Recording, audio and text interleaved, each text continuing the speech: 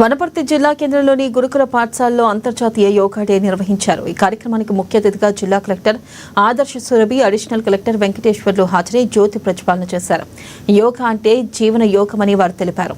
ప్రపంచం మొత్తం యోగా చుట్టూనే తిరుగుతుందన్నారు. ఆసనాలు, ప్రాణాయామం, ధ్యానంతో సంపూర్ణ ఆరోగ్యం సొంతమవుతుందని తెలిపారు. అందుకే సాధనపై రోజురోజుకి ఆదరణ పెరుగుతుందన్నారు. వ్యాయామం, యోగా చేసే వారి సంఖ్య రోజురోజుకి పెరుగుతుందన్నారు. పిల్లలు, పెద్దలు, మహిళలు, వృద్ధులు ఇలా అన్ని వయసుల వారు యోగాపై ఆసక్తి చూపుతున్నారని వెల్లడించారు.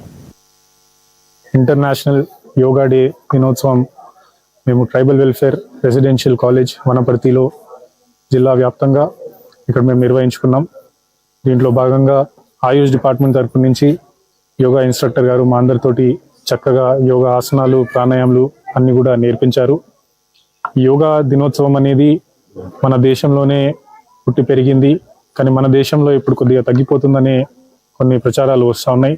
దీనికి కూడా ఈ రోజు ఒక గుర్తింపులాగా తీసుకొని ప్రజలందరూ కూడా ఈ యోగా అనే వ్యాయామాన్ని ఈ ఒక్క రోజే కాదు, ప్రతిరోజు కూడా ఏదో ఒక టైంలో ఒక అర్ధ గంట, గంట సేపు యోగా చేసుకుంటే దానివల్ల వచ్చే హెల్త్ బెనిఫిట్స్ చాలా ఎక్కువ ఉంటాయి. అందరు కూడా ఈ హెల్త్ బెనిఫిట్స్ని తీసుకోవాలని చెప్పి యోగాని ప్రతిరోజు ప్రాక్టీస్ చేయాలని కోరుతూ మరొకసారి అందరికీ అంతర్జాతీయ యోగా దినోత్సవ శుభాకాంక్షలు తెలియజేస్తున్నాను. దేశవ్యాప్తంగా 11వ